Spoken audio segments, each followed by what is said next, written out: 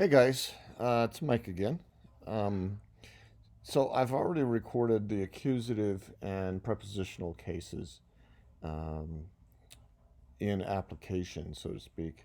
And I used a long podcast from Dasha. But this time I found a shorter text that illustrates the dative case. And it's what I noticed in looking at samples is that the dative case is often very rare, and you kind of see it few and far between. And it's interesting because a lot of times people present it as one of the easiest cases to work with. And although I think there's a very, very simple or easy aspect to it, um, personally, it's been one of the cases that's taken me the longest to grasp. And that's because there are multiple ways of using it. And so, for example, it's the dative case. So in Russian, it's datelny. So basically, you can say it's the giving case. So I give something to somebody. So it's used for that generally. Or it can be used with a verb of motion, like I'm going to the doctor, or I'm going to go see my mom, or come see me. Um, and it's used with different prepositions or without a preposition. In some cases, it's k. In other cases, it's po. And other cases, again, as I said, there are no prepositions to indicate it. So anyway, here I will go ahead and highlight both the preposition as well as the word that's being used in the dative case. Um, but there really is a lot to be learned about the various usages of the dative case. And although there are some classic examples like "Мне не нравится моя машина," I don't like my car. "Мне," that's the dative case. Uh, and or you can say it a lot of times that in Russian, emotions are expressed in the dative case, like "мне страшно," "мне плохо," like I don't feel well, I'm sick, or it's scary for me. "Мне хорошо," I feel good, like it's good for me. Or I can say "это подарок тебе," this is a present for you. So basically, you can think of the dative as meaning for me, for you, for somebody. But again, there are so many different ways in which it's used, like even with verbs of motion. Calling someone, for example, you call to someone, and that's when the dative case is used. So, anyway, here what I want to do is not to get into all the various details of how the dative case can be used, but just show you guys some specific examples with this text that is specifically designed to demonstrate the dative case. And what I've done here is I've actually illustrated or indicated the accent, not with accent marks, but with capitalization. So hopefully you'll find that helpful.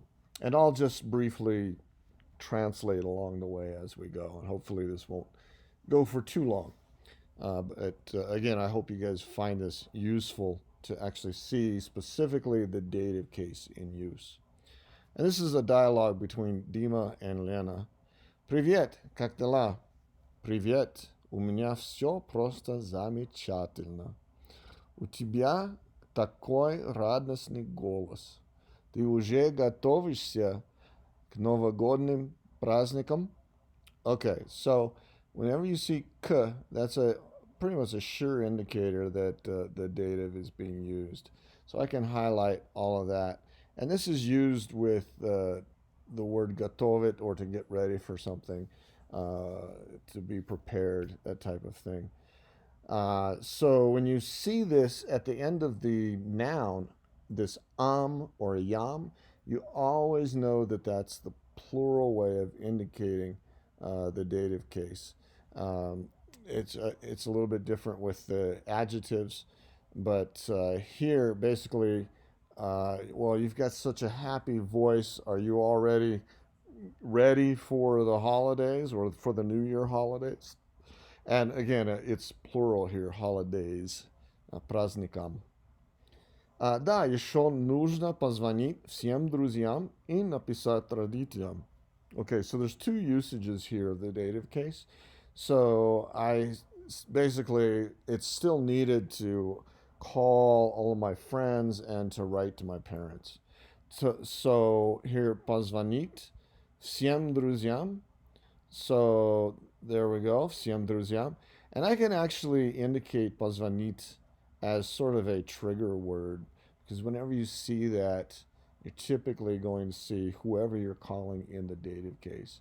And написать wouldn't always necessitate the dative case, but here it does indicate the dative case. So I'm writing to somebody, родителям. And here again, you can see this ending or yam in this case. And so that's plural for I'm going to write my parents or to the parents or somebody's parents, but it's implied here to my parents. Dima answers, что ты сама хочешь в подарок? What would you like for a gift? Lena answers, я буду рада любым подаркам. Okay, so with this construction, я рада, I'm happy for something. So you will often say, я рад этому. Like, I'm happy for this. In English, we would say, I'm happy about this. But in Russian, I'm happy for this. So we have to highlight these two. So this is plural. I'm happy for any present. Basically translated as I'm happy with anything, happy to get anything. Я тебе подарю. Okay, so I will give you. So I will give to you. So тебе is the personal pronoun here in the dative case for you. Нет, не скажу. Будь готова к сюрпризу. Okay, so I'm not going to tell you. Be ready for a surprise. So here's the k again. So again, this is used with the word готов or готова. Be ready for a surprise. And Lena answers, я готова к любым сюрпризам. All right, so k again. Любым сюрпризам. I'm ready for any surprises. Особенно хорошим. Okay, so here, хорошим is actually in the dative case. So I'm ready for any surprise, especially ready for a good one. So you have to put хорошим into the dative case here as well. Завидую твоему праздничному настроению. Okay, so I'm going to highlight завидую. I'm jealous, basically, of your, but in this case, in the Russian construction, for your, твоему, праздничному. These are all dative case endings, настроению. So any word that ends with ie, like настроение, сожаление. You may be familiar with the phrase к сожалению. That k indicates the dative case, and it changes сожаление to сожалению. Сожалению. What else? Сравнение means a comparison. So if you say к сравнению, then that changes to the dative case. So whenever you see the ie, for example, that changes to you. And so goes from настроение to настроению. Я пойду готовиться к экзаменам. One more time. Я пойду готовиться к экзаменам. Okay, so here we have k. And as far as I know, anytime you see k or ka, it's going to be an indicator of the dative case. And here we have к экзаменам. So I'm getting ready for the exams. Удачи тебе. Okay, so this one, whenever you wish somebody something, я желаю тебе, я желаю вам удачи. So this is udachi tibie, good luck to you. So tibie is in the dative. Uh, Встретимся, встретимся в новом году. We will meet again in the new year.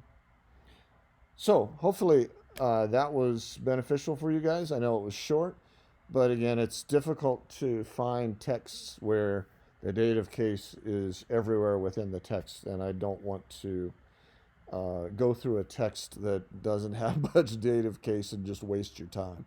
So hopefully you found this valuable. Please write any questions, clarifications, whatever you'd like to say in the commentary. And next I'm going to follow up. Well, we've got two left now with the instrumental and the genitive case. So until then, we'll see you guys. Take care.